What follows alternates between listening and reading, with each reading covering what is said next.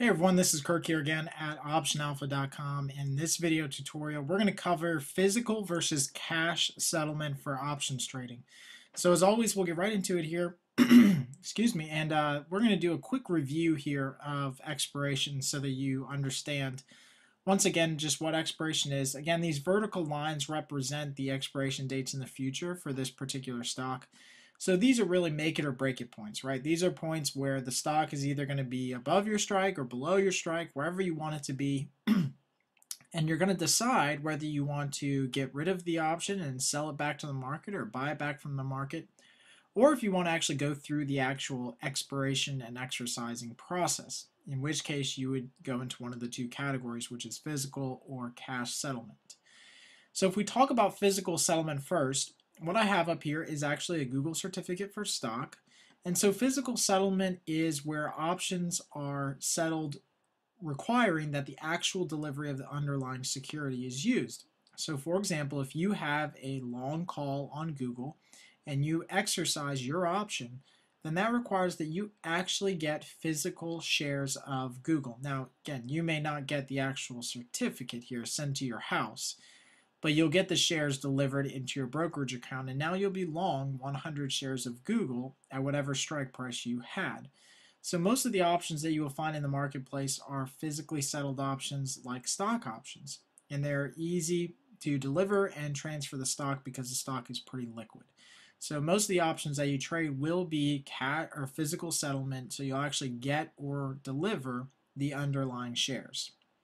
Now, when we look at another Google call example, just for educational purposes, let's say that you actually own right now a Google 500 strike call, meaning you can buy Google stock at $500 a share. So if Google closes at 515, which is above your strike price, you can actually choose to exercise your call option. So owners like you can exercise your option and receive 100 shares of Google stock for $500 per share.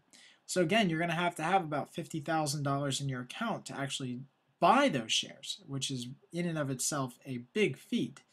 But if you do, then you can buy shares at $500 per share. And you can then either hold or sell them right back to the market for $515 per share. So again, remember, we can buy the stock at 500 and Google closed at 515, so we can immediately take a $15 per share gain on every share that we sell back to the market. Again, right, this is the actual physical settlement of Google shares. Now let's say that we're talking about cash settlement. So cash settlement options are contracts where the settlement is done via payment of cash at the time of expiration.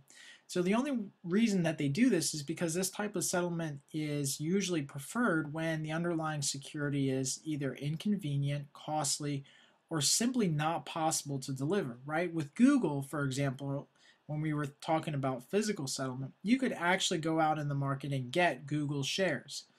But for example, on the SPX, which is the S&P 500 index, or on the VIX, which is the VIX or the volatility index for the S&P, they don't actually have underlying shares. You can't buy shares of the SPX. It's an index that you can trade options on. So those are cash settled, and only cash is exchanged at settlement when you exercise that.